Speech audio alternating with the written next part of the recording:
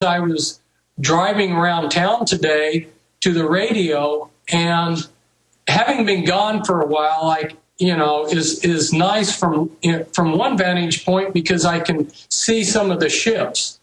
And I notice that they have created this gladiatorial thinking within the public, you know, bloodlust. Oh, now we're going to have this opponent against this, you know, and they're going to duel and they're going to have a fight to the finish. That's you know, you had some of it before, but it's definitely intensified. Well, it's the sale of torture is cool, and secret arrest is cool, and police state is cool. No, it's not cool to see us being turned into animals. Right. Fritz, I've got so many questions for you. You know, they're talking about this new war with Iran. All this is happening. I want to get into that with you, but at the very highest, ultimate, paramount level of the Illuminati, I know you don't. Who is in command of it? Is it the Rothschilds, the British Transylvanian bloodline? I mean, who is at the very top? And because David Icke today was commending you when he was on with us, saying you're right on target. I mean, who are these people? What is their goal?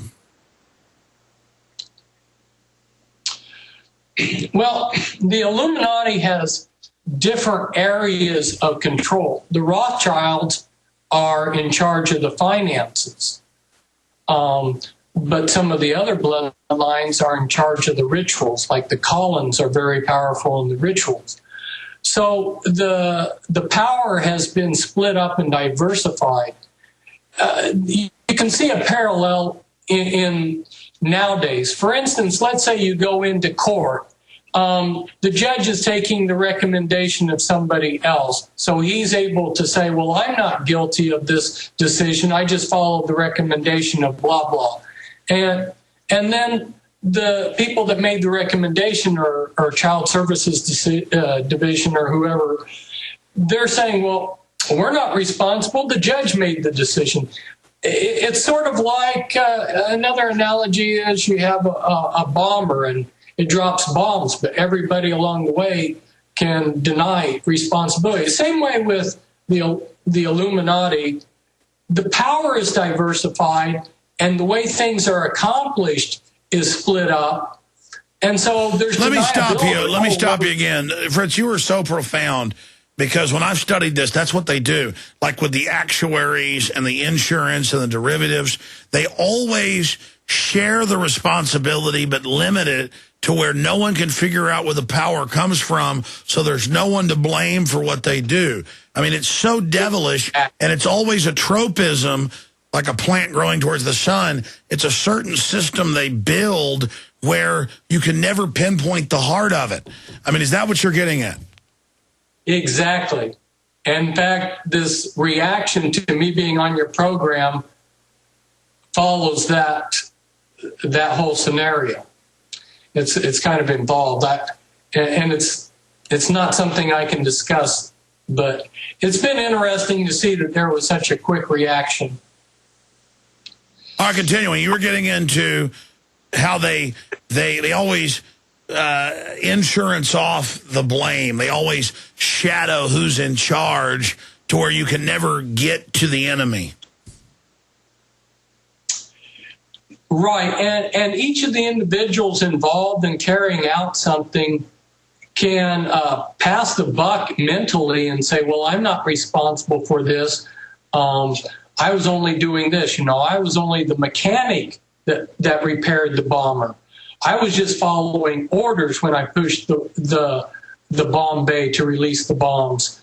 You know, I was only the navigator. It was somebody else that pushed the buttons that released the bomb.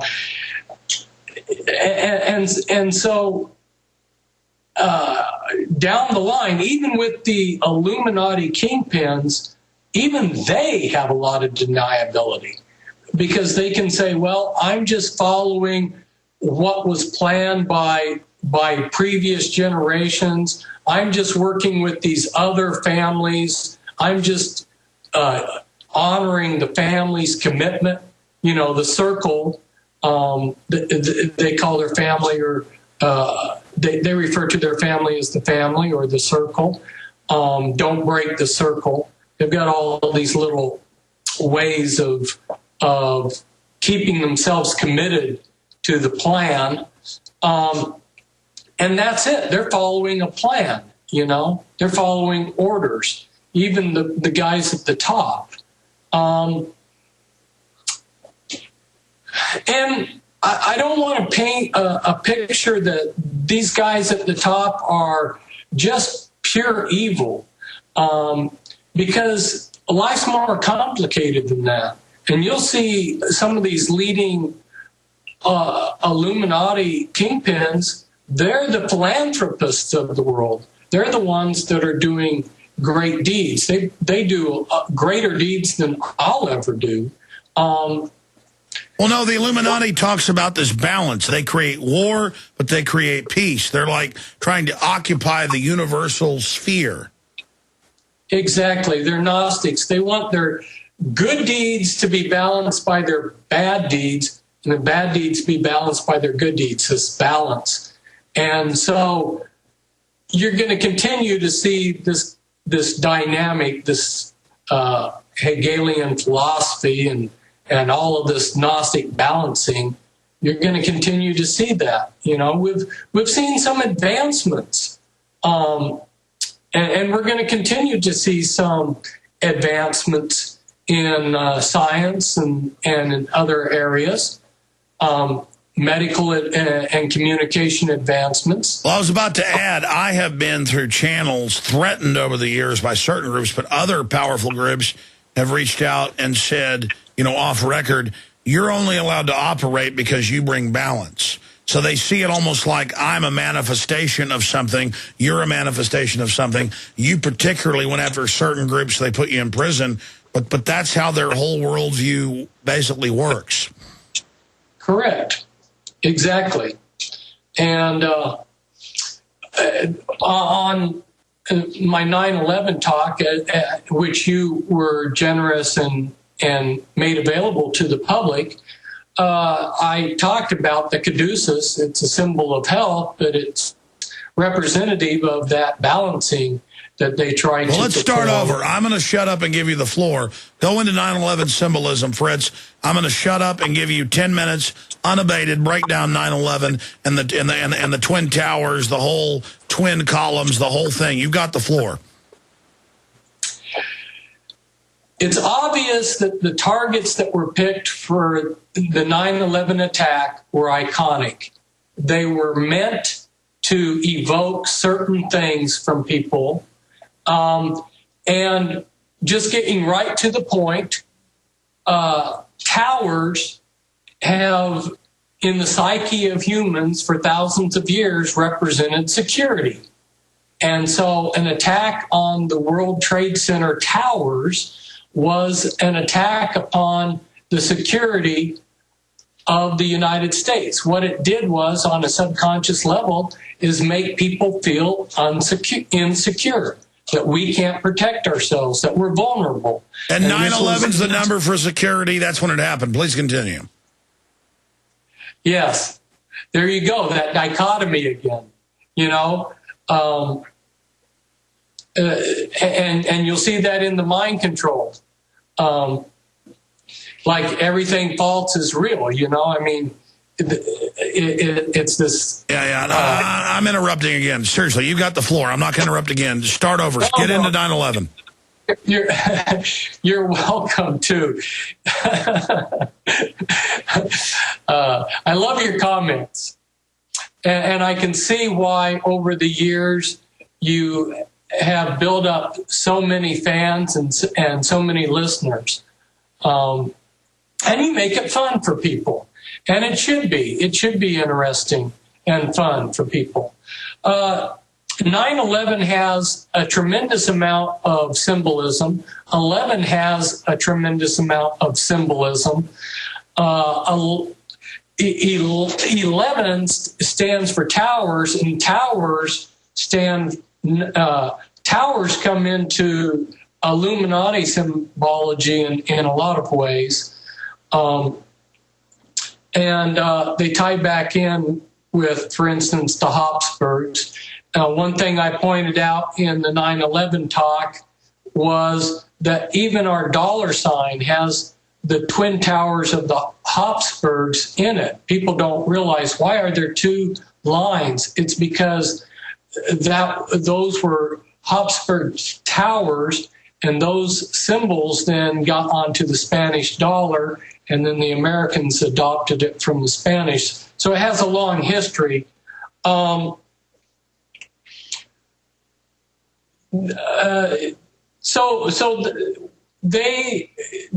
They pick their targets very well. Then the other target being the Pentagon, which represents, our protecting us too, our military.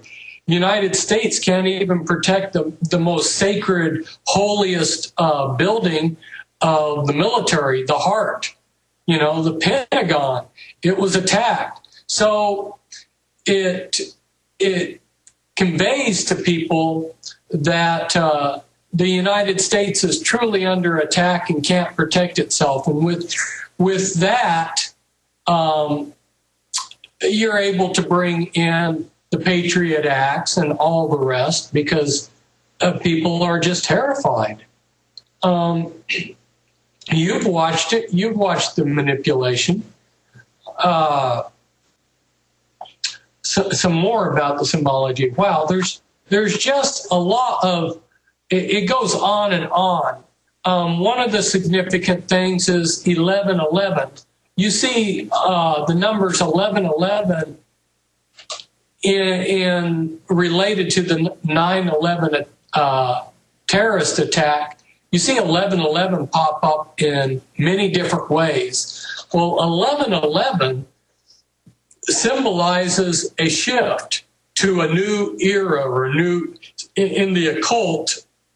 11/11 is very powerful numbers, and as I just got through saying, representing a door or a portal into a new period or a new time, new era.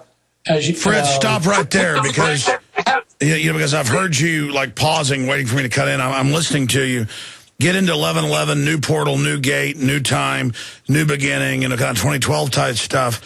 But also, then I want you to speak to this after you're done talking. Finish. Take your time here. But after you get into that, why do they have Fox TV, where the government hijacks a jet by remote control, fly in the World Trade Center 6 months before to launch an attack on Afghanistan? Why all these different TV shows and ads about 9/11? Why do they show you what they're going to do before they do it? Is that the lesser magic? So finish up with all the iconography and the archetypes, and then continue. So you've got the floor. Just keep rolling. Good question, or good focus there. The revelation of the method. If you can tell your slave ahead of time what you're going to do, how much more power do you have over him? Okay, now I'm going to hit you, and I'm going to slap you in the face, and you're going to stand there and take it.